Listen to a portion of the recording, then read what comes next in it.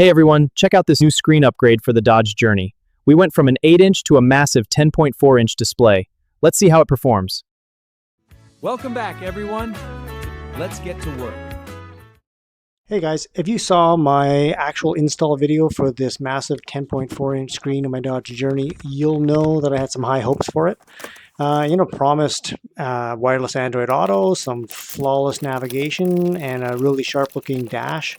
But after a few weeks of testing, some troubleshooting, and living with it day to day, the reality ends up being a little bit different. So before you drop your hard-earned cash on one of these, I think you're going to need to watch this. Hey guys, so it's been about 2 weeks. I've been on the tech support on WhatsApp with the tech guys from this company non-stop every night. Of course, there's a time change of like the 8 or 9 hours, so I get a few hours in the evening that I can work with these guys. They've been really good trying to make this work. Unfortunately, some of the key problems that still will not work properly are usually centered around the CAN bus and the heating portion. What's happening here is that all the controls for the directions for the heating, for whether it's at the AC is either at your face or at your feet, they're just not working properly. Sometimes the buttons work, sometimes they don't. The other major one is that even though I've got the ability to have the heated seats work, this one has a heated steering wheel and we cannot get that to work at all.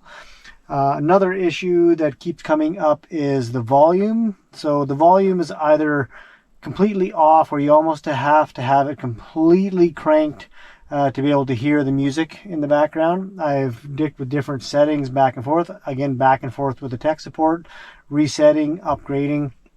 Another issue is the echoiness that you get when you're making telephone calls. And you can hear okay, but the people cannot hear you very clear. There's a severe echo in there. I've worked with the mic gains and everything else with that. And again, this has been back and forth for the last 2 weeks with the tech support. Again, I'm not blaming those guys. They're trying pretty hard to get this thing to work. But I think it's really just not ready for prime time. I think part of it might be just because of this is a 2015, so it's got a few years on it. But compared to the benefit of having the larger screen and being able to have the Android Auto, which is kind of what I was really hoping for, the Android Auto is still a little bit glitchy, as well as it's usually slow in the responses. Randomly, it will not actually give you a ring if there's like an incoming text message or something like that.